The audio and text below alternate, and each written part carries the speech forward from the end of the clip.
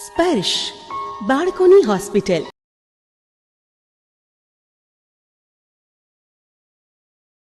નમસ્તે. હું આજે તમારી સામે ટાઇફોઇડ અને કમળામાંથી ઊભો થયો છું. હું ટાઇફોઇડમાં આવ્યો ત્યારે 104, 105 ફીવર રહેતો.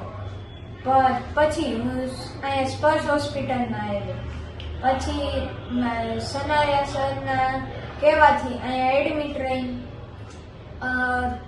1-2 દિવસમાં મને સરખું થવા લાગ્યું. તે મટ્યું. પછી થોડાક દિવસો પછી મને કમળાની અસર લાગુ પડી.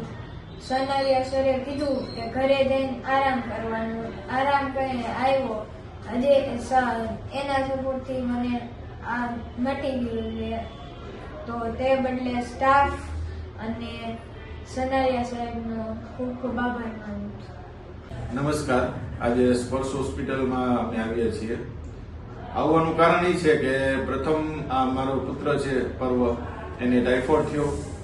ત્યાર પછી એને મેટો તો નાની બેબી છે એને ટાઇફોઇડ થયો અને એને ટાઇફોઇડની અસર પૂરી થઈ ત્યાર પછી આને સાદો કમળો થયો. આ ત્રણેય જે બીમારી છે એ દરમિયાન આપ સૌ જાણો છો કે એક ઉપર એક બીમારી આવે તો આપણી આર્થિક અને માનસિક સ્થિતિ કેવી થઈ જાય છે. પણ સ્પર્શ હોસ્પિટલના સ્ટાફ અને સાહેબનો એવો મોરલ સપોર્ટ હતો કે એનાથી અમે બહાર આવવામાં ખૂબ જ સારી સફળતા મેળવી. અને સાથે સાથે સાહેબે એ પણ સમજાવ્યું કે અમુક કારણોસર અમારે સાદા કમળાની અને ટાઇફોઇડની રસી મિસ થઈ ગયેલી, એ મુકાવેલ નથી. તો એ રસીનું કેટલું મહત્વ છે એ આજે અમને સમજાણું. અને આ રસી ખરેખર મુકાવી જ જોઈએ. રહી ગઈ હોય તો આપણે સૌ કોઈને આ માધ્યમથી હું કહેવા માંગુ છું કે આવી ગંભીર બીમારીની રસી જો રહી ગઈ હોય તો આપણા બાળકને આપણે જરૂર આપવી જોઈએ. અને આ તકે મને સ્પર્શ હોસ્પિટલનો આભાર માનવાનો મોકો મળ્યો એ બદલ હું ખૂબ ખૂબ ધન્યવાદ કરું છું. આભાર.